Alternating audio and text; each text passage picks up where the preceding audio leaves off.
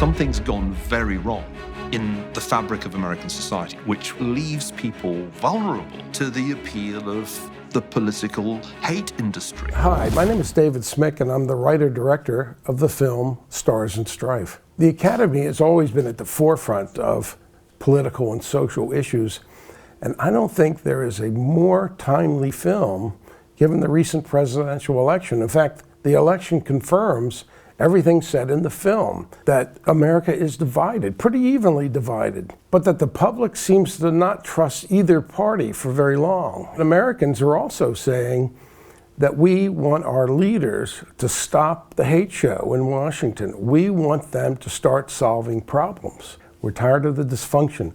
We want our leaders to start to put country before party. That's the powerful message of the movie, and that was the message of the election.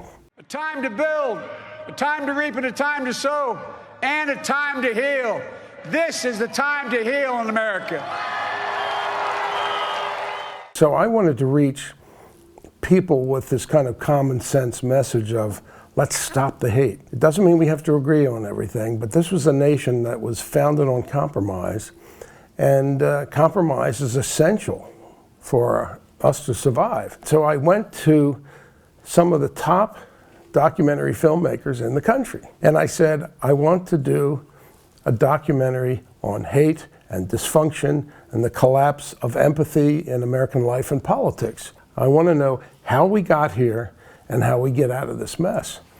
And everybody turned me down. And then I went to a fellow Baltimorean, Barry Levinson, who also grew up in a working class section of Baltimore, and I said, can you recommend someone who could do this film? And his response was, look, you should do the film. You have written 2 New York Times bestsellers. You obviously know how to tell a story. He, right from the beginning, said this should be a full-length film because this subject is just too important. I went at it saying, okay, I'm going to deal with the complexity of the answer and of the dilemma. So how do you do that in a documentary film without putting people to sleep? We did a cut of the film. I went back to Barry Levinson, and Barry looked at it and said, this is very compelling. Then he made some editorial suggestions, and we had a screening, by the way, on the first cut of the film in Hollywood. 55 or so producers and directors.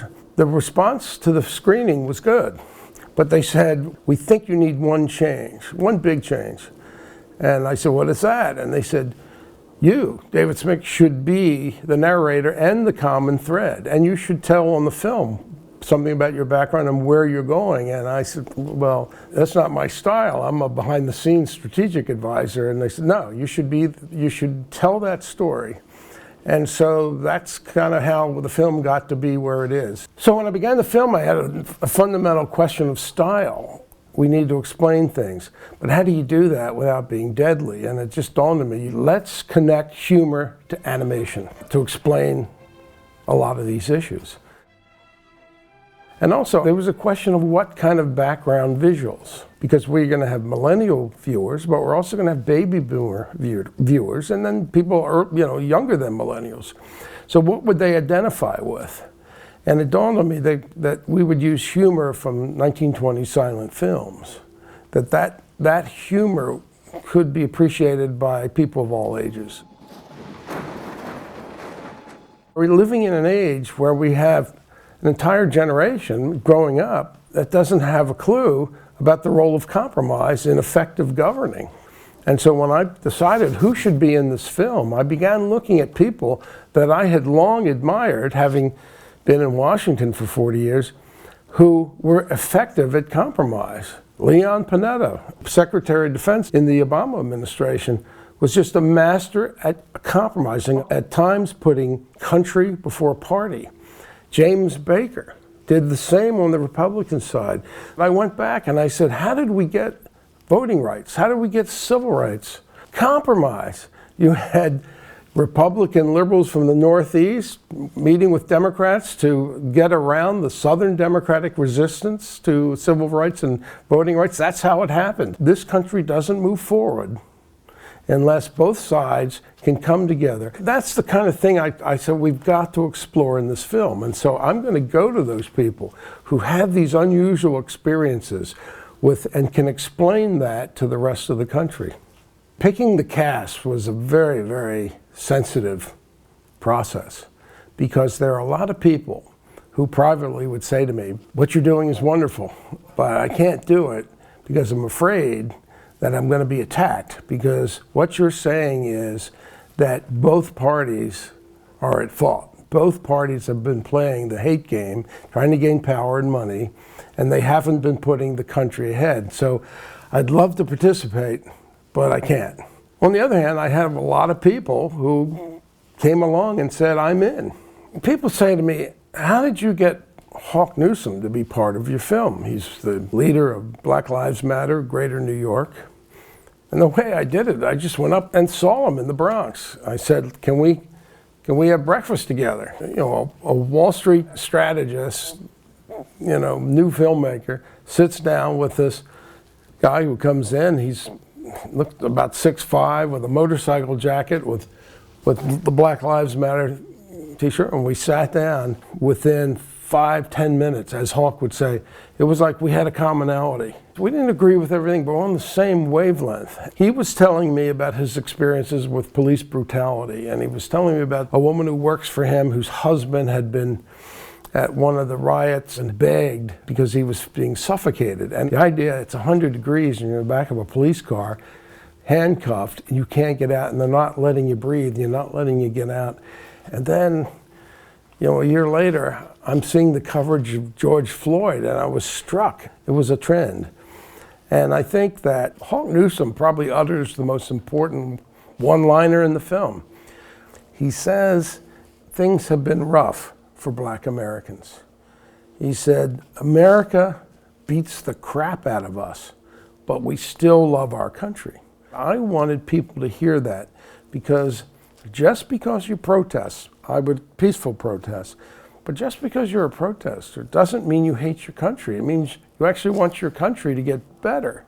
There has been this effort to take anyone who's involved in a social justice reform effort to paint them as America haters. Now, there are some who are America haters, and they think the country is inherently evil, it can never reform or whatever. And I thought it was unfair. One particular network, you know, tried to smear Hawk as kind of a violent monster. Well, if you meet Hawk, or if you see him in the film, you say, this is a good guy who's trying to come to terms with the injustice in a system that he sees needs to be fixed. Well, I had read about Derek Black, who was the heir apparent of the white nationalist movement, you know, part of the whole KKK white nationalist message, and now backed off and done a U-turn. From the very early period in his life, he's fed this kind of mental poison. What made him do the turnaround? He said, you know, you change people not by feeding them arguments. You change them by changing their community. And he said, so here I am, secretly the heir apparent to a white nationalist movement in a college where the guy next door is Jewish, and my best friend is from South America, and my whole family religion was they didn't belong in this country. People ask me, how did you gain access to all these people? How did you convince them to be in the film? And what did you do when you were turned down? Well, I was turned down quite often. I just kept going back. You just have to push. And you push, and the more you push, the more people say, okay, this is important, and so I'll do it. The editorial process is very interesting because you're dealing with a lot of data, a lot of input. It really gets down to trust. Can people who have agreed to be interviewed, can they trust you that you will not manipulate their views? Barry Levinson, during one of his times watching the film, he said, you know, there are no cheap shots. I think that is why this film resonates. Stars and Strife was very challenging because in the middle of filming, we had a pandemic, and which kind of changed everything. As I adjusted the film to reflect the pandemic, which was a challenge, but I thought we did it artfully. The idea was to have a film that would appear just before and then be part of the discussion after the election. And the election would be a rude and bold statement. Essentially, the country's divided, and if we're not careful, we're going to go into a civil war of some sort, and that this film is a stand that says we don't need to do that.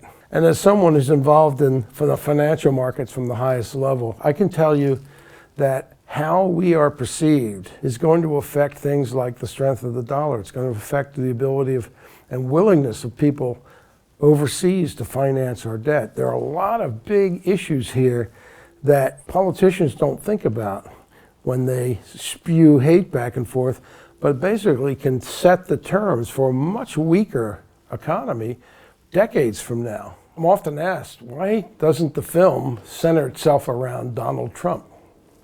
And that's, we avoid Trump for a particular reason. Trump is the master of the mud pit. And he says, come into my mud pit, make it all about me. And I said, what if we did a film that doesn't mention Trump? Which of course he will hate the most, and think about these issues from the standpoint of America's long-term future. When I first mentioned that to Leon Panetta, he said, I'm sick of talking about Trump. Let's talk about bigger things, mistakes in the economy and mistakes in the political system. I wanted the film to look at things like economic humiliation. When I was 14, our house burned down. I was living in Baltimore, and my parents didn't have a lot of money. And I lost everything. It dawned on me that change is the one constant. You cannot assume anything about the future. And I want the viewer to concentrate on a visual that occurs early on. The bow of a ship turning over, and there's a bow of a ship. It looks like the Hindenburg. And people are scrambling on the bottom of the ship just to survive. And my point was, people never see change until it comes. They never expect it. And then it comes and it's blunt and it's vicious and it's life-threatening. We assume this country can take all kinds of abuse. We can do anything we want and things will stay the same. We'll always be successful. We'll always have a good economy. We'll always be safe. The one thing that I would hope that someone from the Academy who's watching this film, the one thing they come away with is, that guy makes a point. There's a sense of urgency right now that change is inevitable, and we may not like the change that we're going to face. And that's why we need to join together and have a serious discussion about America's future.